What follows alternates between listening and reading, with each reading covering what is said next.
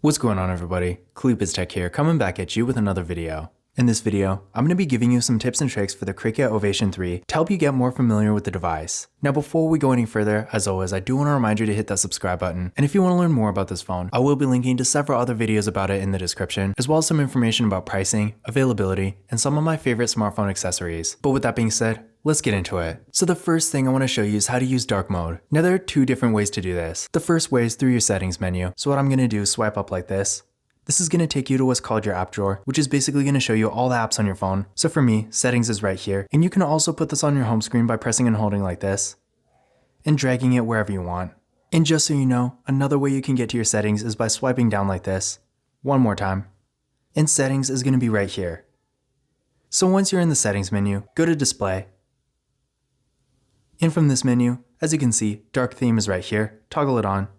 And we are now in dark mode. From here, another thing you can do is set it to turn on automatically. So if you go here, as you can see, the schedule by default is not going to be on, but if you go here, you can set it to a custom time, or you can have it automatically turn on from sunset to sunrise. Now the other way to turn on dark mode is through this menu right here. But as you can see by default, the option is not here, so we are going to have to change something. To do this, hit this button right here. And this is going to show you everything that's currently on the menu, and below this line, you're going to see everything you can add. So as you can see, dark mode is right here, press and hold, drag it to the other side. And as you can see, it's now on the menu. So now if we go to the menu again, dark mode is going to be right here. Now we're going to take a look at the sound menu. To get to this, go to settings. From here, go to sound. And the first thing you're going to see here is a few different volumes. Up first, we got media volume. So if you're watching a video, listening to music, stuff like that. Call volume. So this is going to be the earpiece when you're on the phone. Notification volume, ring volume. So on this phone, they are separate. And then finally, alarm volume. So you can control all these from here. Under this, we got do not disturb. So you can turn it on from here. But the easier and more convenient way to do it is by swiping down.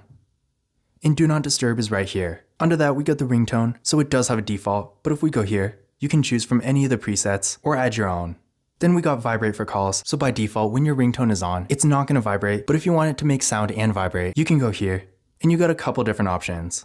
Then we got the notification and alarm sounds, so again, just like the ringtones, they are going to have their defaults, as well as several different preset options, and then of course, you can always add your own. And finally, at the very bottom, we got several different system sounds, so dial pad tones, screen locking sound, charging sounds and vibration, touch sounds, and touch vibration. By default, the charging sounds and the touch vibration are going to be on, but of course, you can turn on all the others if you want. Now I'm going to show you how to actually turn off the phone. Now under normal circumstances, this would be pretty obvious, but with this phone, when you press and hold the power key, instead of actually showing you the power menu, it's going to open the assistant instead.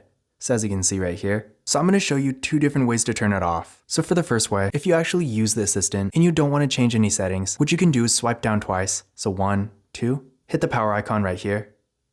And as you can see, the power menu shows right up. Now, if you don't want to use the assistant and you want to use the power button as an actual power button, what you can do is go to settings.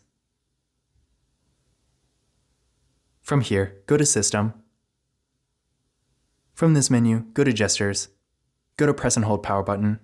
As you can see, by default, hold for assistant is going to be on, so turn this off.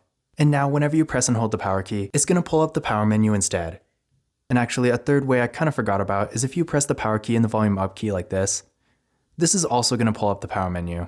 The next thing I'm going to show you is how to change your screen timeout time. To do this, go to settings. From here, go to display. And from this menu, screen timeout is right here. So go here. And as you can see, I currently have mine set to 30 minutes. It's not going to be that long by default, not by far. I think it's like 30 seconds or something, which is probably not going to be long enough for pretty much anyone. So I definitely recommend playing around with it and deciding for yourself which one works best for you. Because depending on what you're doing with your phone, it's going to be a little bit different for everyone. If you're not really doing a whole lot of content consumption or anything like that, then 30 seconds or maybe even 15 seconds might be perfectly fine. But if you're doing a lot of reading, for example, or anything where you really want to keep your screen on, then you might want to have it a little bit longer. But keep in mind, if you have a longer screen timeout time, while this can be nice when you're doing stuff like watching videos or maybe reading or something like that, be sure you always remember to turn off the display when you're not using it, because if you don't, with the longer screen timeout time, it is going to drain the battery pretty fast. Now I'm going to show you how to change your wallpaper. To do this, the first thing you're going to want to do is go to settings. From here, go to display. And from this menu, wallpaper is right here. From here, go to change wallpaper.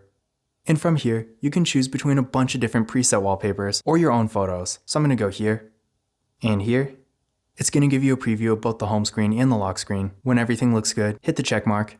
And now you can choose to set it on your home screen, lock screen, or both.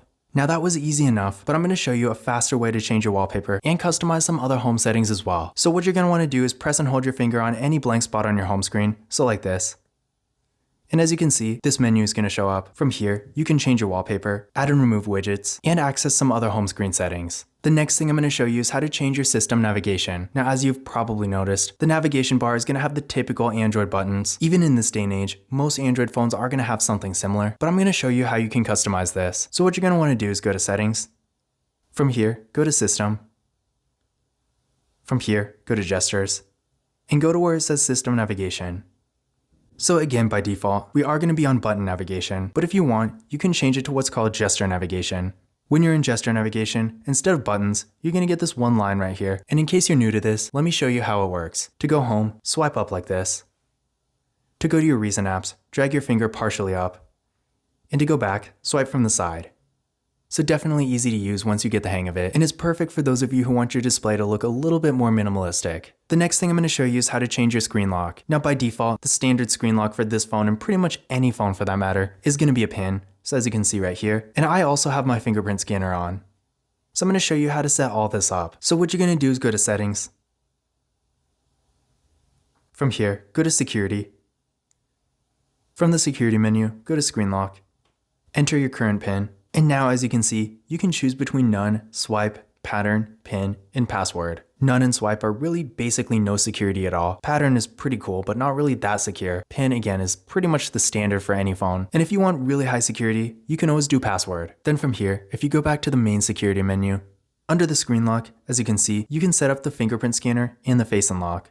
Now I'm going to show you how to control your notifications. Now with this phone especially, notifications can be a little much, especially when you're getting ones you don't care about. This can not only be annoying, but getting a bunch of random notifications also makes it a lot easier to miss something important. So I'm going to show you how to get this under control. So what you're going to do is go to Settings.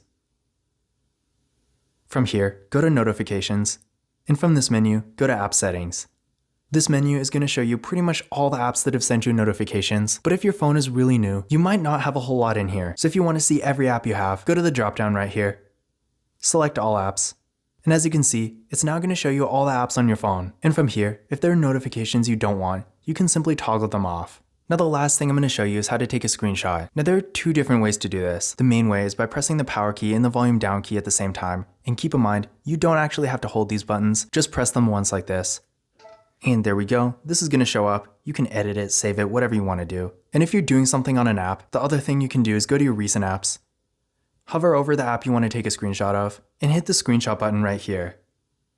And as you can see, it took a screenshot just like normal. But this concludes my beginner's guide to the Cricket Ovation 3. Again, if you want to learn more about this phone, I will be linking to several other videos about it in the description, as well as some information about pricing, availability, and some of my favorite smartphone accessories. But that's it for this video. If you enjoyed it and found it useful, be sure to give it a thumbs up and hit that subscribe button. Don't forget to follow Khalipa's Tech on Twitter and Instagram.